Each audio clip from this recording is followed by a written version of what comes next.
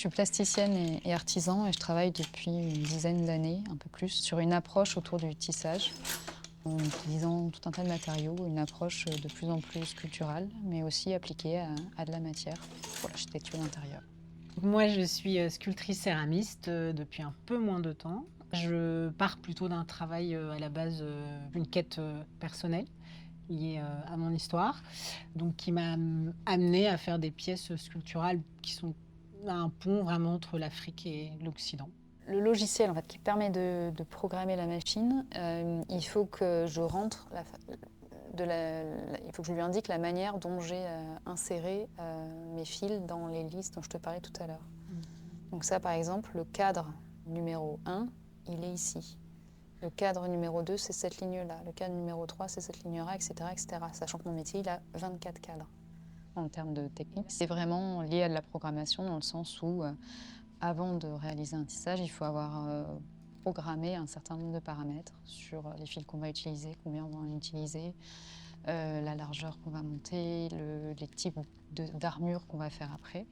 Je le fais sur l'ordinateur, sur le logiciel, mais en fait surtout en amont, j'ai dû passer mes fils d'une certaine manière pour pouvoir faire ça. Là, ils sont séparés.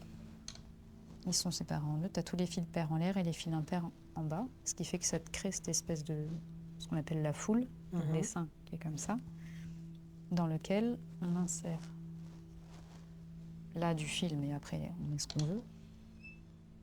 Quand je me lance moi, sur un métier à tisser, c'est vraiment un moment de production. Tout le travail plutôt de l'ordre de la création, de la sensorialité de la pièce, c'est fait en dehors du métier à tisser. Et sur le métier à tisser, c'est vraiment le moment où je réalise. Pouvoir faire un échantillon suffisamment long. Et après, on peut aussi changer la densité. Ce que je te montrais, là, on est à 8. Quand je lève, là, on est à 4. Et c'est vrai que, sans parler à ta place, j'ai l'impression qu'effectivement, dans le travail de céramique et de modelage, on est beaucoup plus dans un rapport sur le moment, où au-delà d'être quelque chose en volume aussi, parce que moi, je travaille beaucoup sur de la silhouette, sur de la 2 dimensions. Anne, elle travaille forcément en volume. Et il y a ce côté plus dans le lâcher prise, j'ai l'impression, parce qu'on est dans quelque chose où on va dessiner en volume. Oui, en plus, nous surtout, c'est qu'on peut toujours évoluer. Au moment où on est en train de faire une pièce, c'est plutôt quand même la terre qui nous guide de temps en temps, parce que soit ça sèche beaucoup plus vite qu'on avait, etc., etc. Ou alors ça prend pas exactement, on n'arrive pas, donc on retire, on retire. Ça peut changer tout le temps, en fait. Donc, ce qui peut être aussi un petit danger, c'est-à-dire que tu décides quelque chose et tu fais pas exactement ce que tu avais en fait décidé. Ça, c'est ce qui peut être super et en même temps, je trouve, qui peut être aussi épuisant. Et puis toi, tu as un résultat après la cuisson. Après la Parce cuisson. que la terre change de couleur, Ouais, l'émail change de couleur. exactement. C'est pas du tout immédiat. Et du coup, j'aime bien l'avoir fait parce que je me dis: «Ah ça y est, c'est fait». Enfin, on le voit tout de suite, quoi. Moi, ça peut prendre, des semaines et des semaines quand je fais une pièce.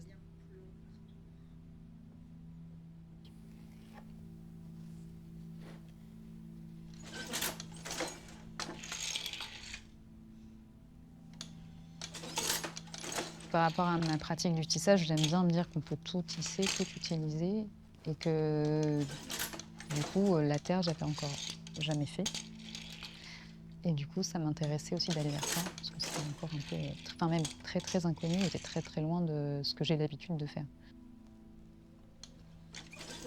C'est un peu jeté, dans la matière, la terre permet ça, je veux dire, c'est tellement un contact immédiat, concret, il y a le pain de terre, vous l'ouvrez et clac, tu l'as tout de suite, donc on y allait tout de suite. Moi, je sais ce que c'est le tissage, je sais ce que je peux obtenir avec les fils, un peu comment les dompter. Anne, elle a une autre approche par rapport à ça. Donc je sais qu'on s'est un peu lancé des pistes aussi. Par exemple, créer une frange incrustée du fil, les tremper dans de la barbotine, ça c'était des idées. Et ou des bouts de chaîne qui restaient, voir, comprendre comment ça fonctionnait. Anne, elle est venue voir aussi quand je tisse comment ça fonctionne. Donc et moi, j'allais voir comment elle travaillait ces pièces. Parce que la céramique impose des températures de cuisson. Pour que ce soit réellement derrière quelque chose d'utilisable et qui ne va pas se casser, il faut les cuire dans des cuissons de 1000-1200 degrés. Il faut adapter le fil à cette question-là. Donc trouver un fil qui va résister à ces températures, trouver la bonne courbe de cuisson. On ne tisse pas la terre. C'est qu'il y a beaucoup de céramiques qui se font, c'est-à-dire que je pourrais très bien tourner une forme, enfin faire une forme, et qu'ensuite l'us vienne, entre guillemets, broder à l'intérieur, enfin faire des choses. C'est pas du tout, enfin c'est pas ça, enfin c'est pas cet axe-là. Donc c'est en ça où c'est assez complexe, où c'est en même temps innovant et hyper intéressant. Ce que je disais, c'est qu'a priori, là, pour l'instant, on est plus sur des recherches. On arrive, enfin, pour l'instant, je dis Ouais. pour l'instant, sur la plaque. Mais Anne, toi, tu travailles pas du tout à partir de la plaque, par exemple, dans le modelage.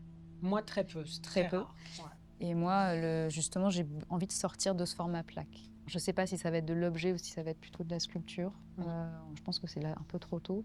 Mais il y a des choses quand même qui commencent à apparaître parce que on s'est rendu compte aussi que parfois, quand on s'arrête sur un essai qui fonctionne, on se dit tiens, là c'est drôle, on dirait un peu un squelette, on dirait quelque chose d'organique. Et c'est des choses, en fait, on se rend compte en les faisant que c'est peut-être ça qu'on cherche, en fait. Et je pense qu'on a besoin en fait, juste là d'avancer en faisant. Ben, sec, après on pourra le cuire. Le truc, c'est que on a quand même, je pense, quelque chose quand même de commun dans nos pièces. Parce qu'on ramène quand même des fils sur de la terre, qui est un élément qu'on n'a pas besoin. C'est comme si on venait recréer une trame, comme si c'était des veines ou un squelette, on ne sait pas trop, enfin, une sorte de squelette sur la terre. Et je pense qu'il y a ce côté très organique, de l'ordre de la colonne, de l'os, je sais. Qu'on a, enfin que j'ai en tout cas, enfin moi que j'ai dans mes pièces et que je trouve que l'us a en fait. Et c'est pas évident. Enfin en fait, on l'a vu plusieurs mois après, en le travaillant, en le découvrant. Donc c'était assez génial. Ça fait une forme molle, juste pour. Après, on peut le fermer par contre. Tu peux le fermer comme ça? Ouais. Montre-moi comment tu fais. Alors, très mou, hein. On va venir. Clac, clac, clac, clac. Comme ça, les deux terres, elles vont quand elles vont se rencontrer, ça va faire ça. Schlack. Il y a des moments, ça fait du bien, se lâcher prise et que ça soit la terre qui guide aussi un peu ce truc. On est en lien avec la matière et c'est génial et tout. Et en même temps, quand je l'entends parler, quand je l'entends dire je programme et c'est à ce moment-là que je crée et ensuite je produis. Donc moi, c'est un terme déjà que moi, j'utilise pas du tout. Mais il y a d'autres céramistes qui utilisent, parce que moi, je fais de la pièce unique, je pense. Donc j'ai pas ce vocabulaire. Donc ça, moi, ça me nourrit. Et je trouve ça hyper intéressant de me dire non, tu avais ça dans ta tête. Parce que moi, je dessine, mais rarement, mais je dessine quand même de plus en plus, on va dire. Des images, des trucs, il n'y a pas de cote, je suis pas au millimètre près, c'est plus des trucs de sensation. Dans un volume comme ça, plus comme ça, qui raconte ça.